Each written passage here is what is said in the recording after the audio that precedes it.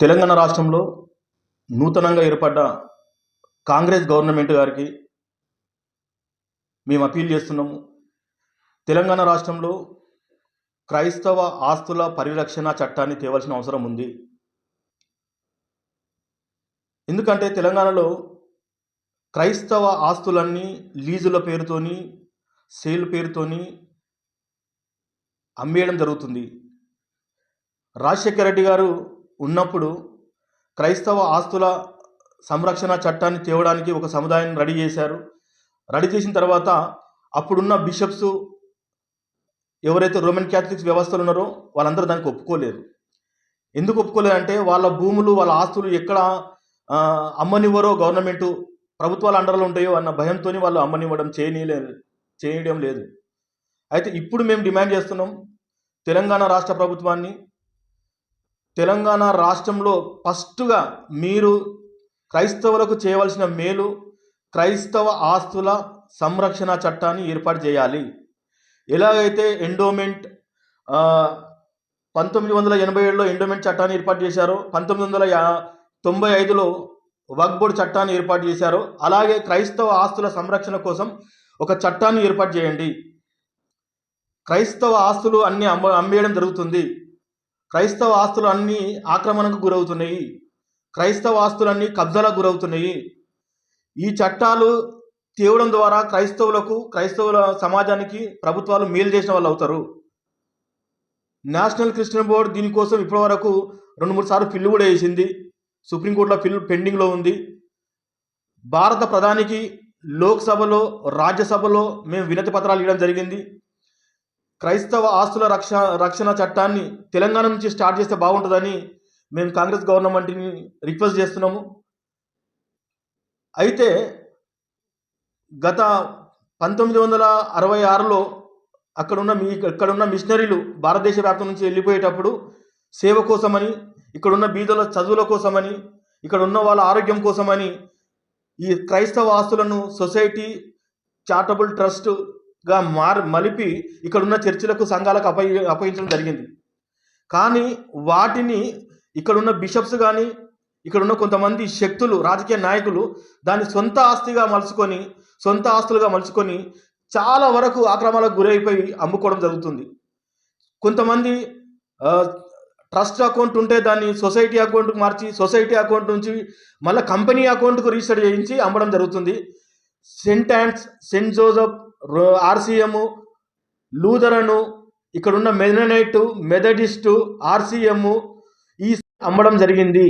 ఈ సంఘాల ఆస్తులన్నీ లీజుల పేరుతో అమ్ముకోవడం జరిగింది. వీటన్నిటినీ కాంగ్రెస్ గవర్నమెంట్ ద్వారా రికవరీ చేసే ప్రయత్నం చేయాలని మేము వేడుకుంటున్నాము. ఇక మీదట తెలంగాణలో ఈ క్రైస్తవ ఆస్తులను ఎవడన్నా ముట్టుకోవాలన్నా, పట్టుకోవాలన్నా భయం కలిగే విధంగా తెలంగాణ గవర్నమెంట్ ఈ చట్టాన్ని తేవాల్సిన అవసరం ఉంది. క్రైస్తవ ఆస్తుల చట్టాన్ని తెచ్చి మాలో ఉన్న ఒక క్రైస్తవునికి దానికి చైర్మన్ పెడితే ఇంకా చాలా బాగుంటుంది. క్రైస్తవుల కోసం పోరాటం చేసిన నాయకుని దాని చైర్మన్గా చేస్తే ఎక్కడెక్కడైతే క్రైస్తవ ఆస్తులను ఆక్రమణకు గురైనాయో ఆ ఆస్తులన్నీ రికవరీ అయ్యే ఛాన్సెస్ ఉన్నవి. నేను రేవంత్ రెడ్డి గారికి, ఆర్థిక మంత్రికి, ఇక్కడ ఉన్న మినిస్టర్లకు, అందరి టీంలకు, ఎమ్మెల్యేలకు అందరికి చెప్తున్నాను, మీ కాన్స్టిట్యున్సీలలో క్రైస్తవ ఆస్తులు ఎక్కడెక్కడున్నా మేము మీకు తెలియజేస్తాము. మీరు ఆక్రమణకు గురైన ఆస్తులన్నీ వివరాలను మేము గవర్నమెంట్కి అందజేస్తాము. అవన్నీ రికవరీ చేయండి.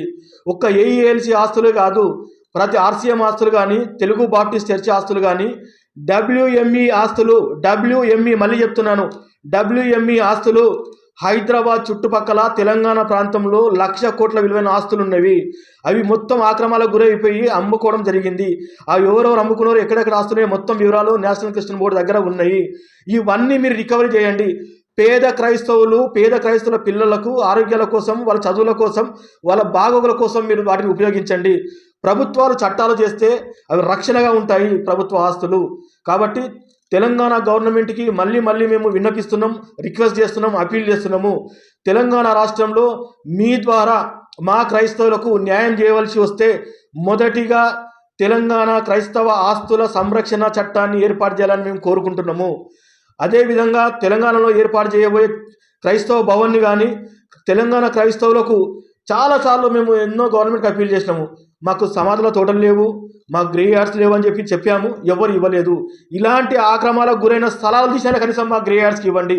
ఇంతవరకు అన్ని ఆస్తులు ఆక్రమించుకున్నారు. ఎవరెవరు ఆక్రమించుకున్నాడు, ఎక్కడెక్కడ ఉన్నాయి, ఏ సర్వే నెంబరు ఎక్కడో మొత్తం పూర్తి వివరాలు నేషనల్ క్రిస్టియన్ బోర్డు ద్వారా ఉన్నాయని మేము చెప్తున్నాము. మా దగ్గర అన్నీ ఉన్నాయి. మీరు క్రైస్తవుల మేలు కోసం చేయాలంటే క్రైస్తవ ఆస్తుల సంరక్షణ చట్టాన్ని ఏర్పాటు చేసి దాని ద్వారా మాకు రావాల్సిన నిధులు కానీ, మా పిల్లలకు రావాల్సిన, క్రైస్తవులకు రావాల్సిన ఏవైతే భూములు ఉన్నాయో మీరు మాకు అందించవచ్చు. మమ్మలను ఇండిపెండెంట్ చర్చ్ పాస్టర్లను అందరినీ మీరు గమనించండి, గుర్తించండి. మేము పాస్టర్లము, క్రైస్తవులుగా మేమే ఉన్నాము. మా కులము ఎస్సీ, ఎస్టీ, బీసీ ఏదన్నా ఉండొచ్చు, కానీ మేము క్రైస్తవులుగా జనాలకు మార్గం చూపేవాళ్ళు క్రైస్తవులు. కాబట్టి క్రైస్తవులుగా మీకు రిక్వెస్ట్ చేస్తున్నాము, మీ ప్రభుత్వానికి మీరు మా క్రైస్తవుల ఆస్తుల సంరక్షణ చట్టాన్ని తీసుకొచ్చి మా క్రైస్తవులను ఏర్పాటు చేసి, మా క్రిస్టియన్ మైనారిటీ మినిస్టర్ని ఏర్పాటు చేసి ఈ క్రైస్తవ ఆస్తుల చట్టాన్ని మీరు తీసుకొచ్చి ఒక రిటైర్డ్ ఐఏఎస్, ఐపీఎస్ అధికారిని దానికి చైర్మన్ చేసి మీరు కూర్చోబెడితే క్రైస్తవుల మేలు కోరినలు అవుతారు.